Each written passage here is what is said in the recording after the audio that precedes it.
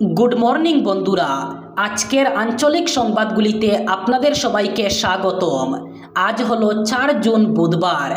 আজকের সকালের গুরুত্বপূর্ণ খবরগুলি হলো: অবনতি হচ্ছে বন্যা পরিস্থিতির, বরাক উপত্যকায় স্কুল বন্ধ আরও 2 দিন, বিস্তারিত থাকবে প্রতিবেদনে। মুষলধারে বৃষ্টি এবং ভূমিধসে বিধ্বস্ত মিজোরাম, মৃত্যু 5 জনের, 500টিরও বেশি ভূমিধসের ঘটনা। চলতি সপ্তাহেই আবার বন্যা পরিস্থিতি দেখতে বরাকে আসবেন মুখ্যমন্ত্রী, ঘোষণা করলেন নিজেই। সভাপতির দায়িত্ব গ্রহণ করলেন অসমের নতুন প্রদেশ কংগ্রেস সভাপতি গৌরব গগৈ, দিলেন জরুরি নির্দেশ। গেমন সেতুর জন্য কাজ ধীর লয়ে, শক্ত মাটি পাওয়া গেলেই তারাপুর সিঙ্কিং জোনে কাজ, ঘোষণা মুখ্যমন্ত্রী হিমন্ত বিশ্ব শর্মার। কাটিগড়া ও দলাইয়ে বেশ কিছু রাস্তা জলমগ্ন, চলাচলের উপর নিষেধাজ্ঞা জারি। হাইলাকান্দি পূর্ত বিভাগের 3টি সড়কে যানবাহন চলাচল সম্পূর্ণ বন্ধ ঘোষণা, বিস্তারিত থাকবে প্রতিবেদনে। বিশেষজ্ঞরা বলছেন উপসর্গ মৃদু, কিন্তু সংক্রমণ উদ্বেগ বাড়াচ্ছে, করোনা বাড়ছে দেশে।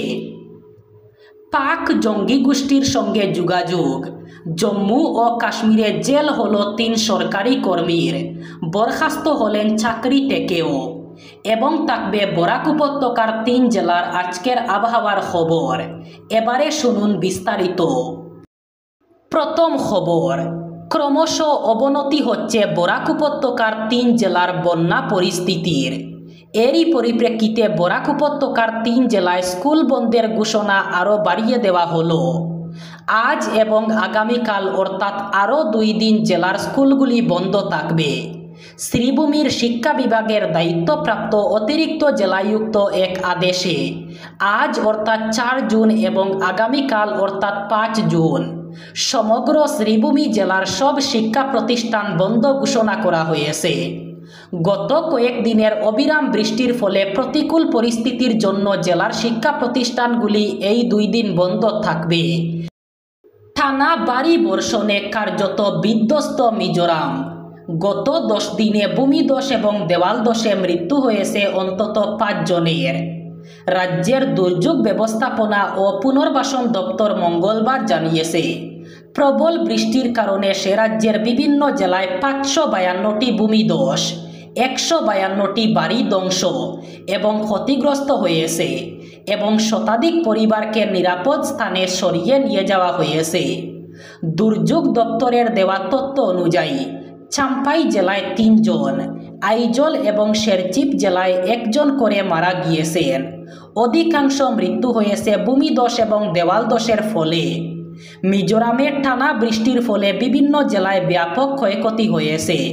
সবচেয়ে ক্ষতিগ্রস্ত জেলা হচ্ছে মায়ানমার সীমান্তবর্তী চাম্পাই, যেখানে মৃত্যু হয়েছে 3 জনের, 209টি ভূমিধসের ঘটনা ঘটেছে। কাছাড় জেলার বন্যা পরিস্থিতি দেখতে গতকাল শিলচরে এসেছিলেন মুখ্যমন্ত্রী হিমন্ত বিশ্ব শর্মা। এই সফরে তিনি শহরের বিভিন্ন স্থানে থাকা কয়েকটি আশ্রয় শিবির পরিদর্শন করেন। কিন্তু এই সফরে বরাকের বাকি 2 জেলা শ্রীভূমি এবং হাইলাকান্দিতে যাননি মুখ্যমন্ত্রী। এ নিয়ে সামাজিক মাধ্যমে দাবিও উঠেছে, মুখ্যমন্ত্রী যেন শ্রীভূমির বন্যা দুর্গতদের অসহায় অবস্থার চিত্র পরিদর্শন করেন।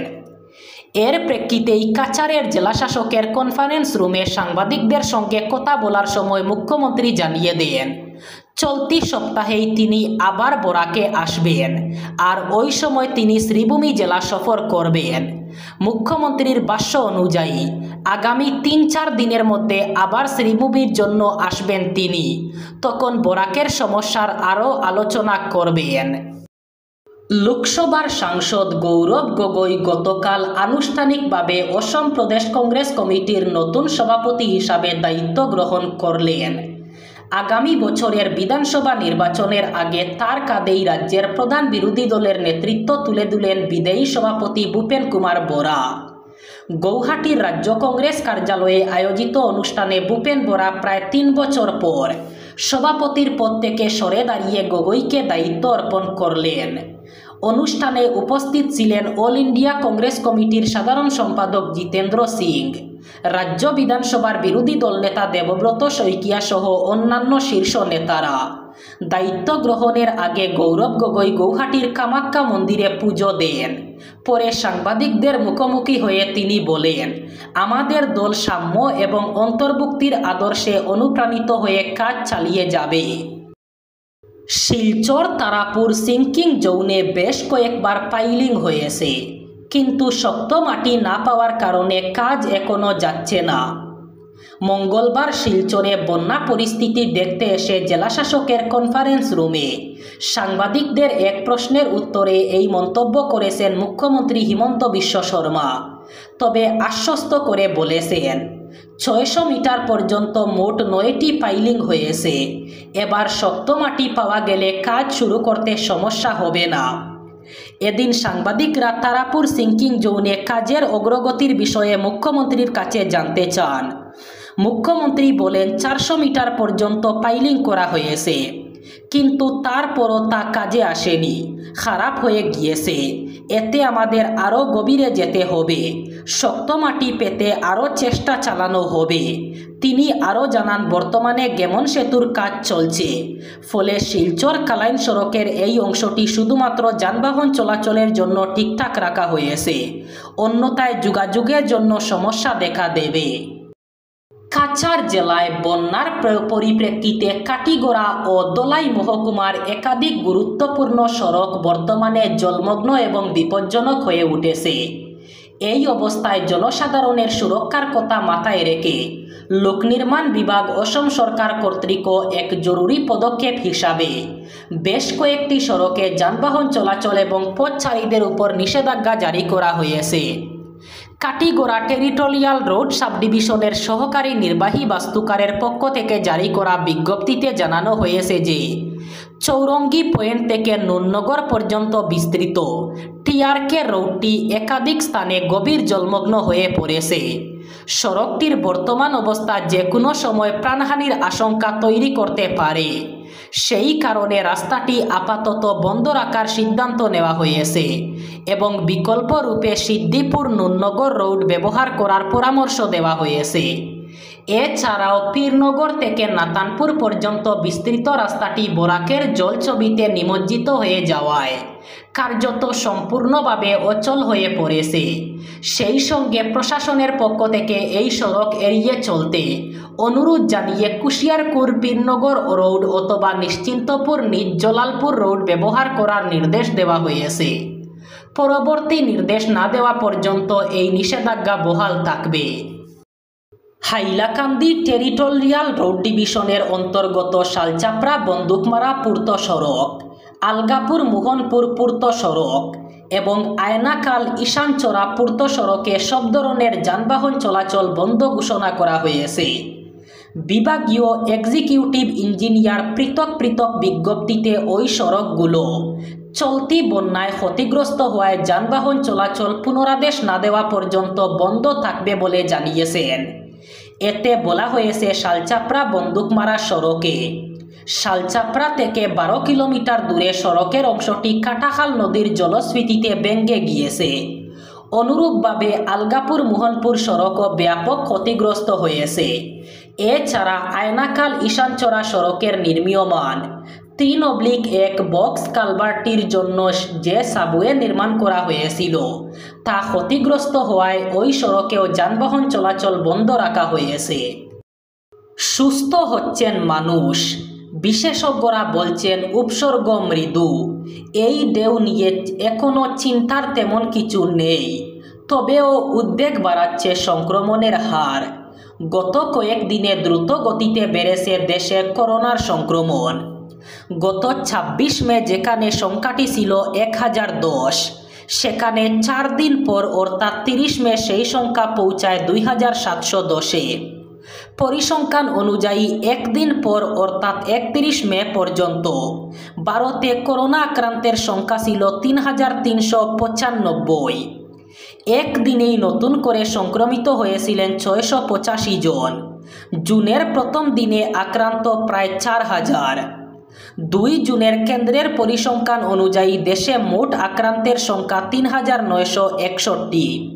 3 জুন কেন্দ্রের পরিসংখ্যান অনুযায়ী দেশে মোট করোনা আক্রান্ত 4,000 পার, সংখ্যা 4,026 জন। উদ্বেগ বাড়াচ্ছে রাজ্যভিত্তিক পরিসংখ্যানও।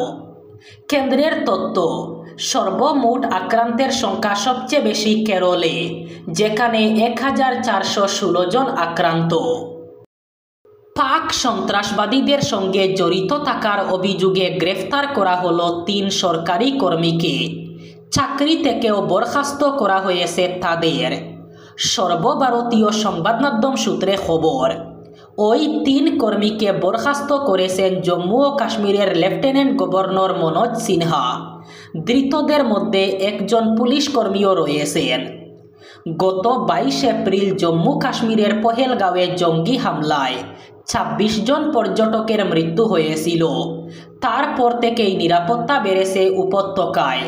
কেউ পাকিস্তানের জঙ্গি গোষ্ঠীর সঙ্গে যোগাযোগ রাখছে কিনা সেসব খতিয়ে দেখতে নজরদারিও বৃদ্ধি করা হয়েছে। তার তদন্তে নেমেই ওই 3 জনের বিষয়ে তথ্য পেয়েছেন তদন্তকারীরা। অভিযোগ, বরখাস্ত হওয়া 3 সরকারি কর্মী পাকিস্তানের জঙ্গি গোষ্ঠী লস্করে তৈবা এবং হিজবুল মুজাহিদিনের হয়ে কাজ করছিলেন। জঙ্গিদের কাছে নানা গুরুত্বপূর্ণ এবং সংবেদনশীল তথ্য পৌঁছে দিতেন অভিযুক্তরা। পুলিশ সূত্রে জানা গিয়েছে অভিযুক্তদের নাম মালিক ইশফাক নাসির, আজাজ আহমেদ এবং ওয়াসিক আহমেদ খান। এবার বরাক উপত্যকার 3 জেলার আজকের আবহাওয়ার খবর। আজ অর্থাৎ 4 জুন বুধবার বরাক উপত্যকার 3 জেলায় মেঘলা আকাশ থাকার সম্ভাবনা, সেই সাথে হালকা বৃষ্টিপাতও হতে পারে। আজ শিলচর কাছাড়ে সর্বোচ্চ তাপমাত্রা থাকবে 29 ডিগ্রি সেলসিয়াস এবং সর্বনিম্ন তাপমাত্রা থাকবে 24 ডিগ্রি সেলসিয়াস। শ্রীভূমি করিমগঞ্জে আজ সর্বোচ্চ তাপমাত্রা থাকবে 29 ডিগ্রি সেলসিয়াস এবং সর্বনিম্ন তাপমাত্রা থাকবে 24 ডিগ্রি সেলসিয়াস। হাইলাকান্দি জেলায়ও আজ সর্বোচ্চ তাপমাত্রা থাকবে 29 ডিগ্রি সেলসিয়াস এবং সর্বনিম্ন তাপমাত্রা থাকবে 24 ডিগ্রি সেলসিয়াস।